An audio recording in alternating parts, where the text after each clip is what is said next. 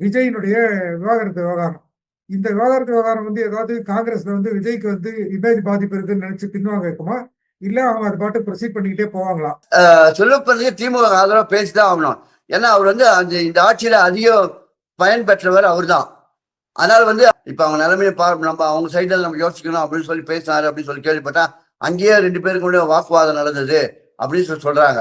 அதே திமுகவுக்கும் இருக்க சில நிர்பந்தங்கள் தொகுதி விஷயத்துல பாருங்க. திமுகவை நம்பி திமுக சேர்ந்த முன்னாள் அதிமுக பிரமுகர் 4 சட்டமன்ற உறுப்பினர்கள் பதவியை ராஜினாமா பண்ணிட்டு வந்திருக்காங்க. இப்ப மனோஜ் பாண்டியன், ஓ பன்னீர்செல்வம், ஐயப்பன், அப்புறம் வைத்திலிங்க 4 பேர். அவங்க 4 பேருக்கு வந்து ஒரு சீட்டு குடிச்சே ஆகணும், உத்தரவாதம்.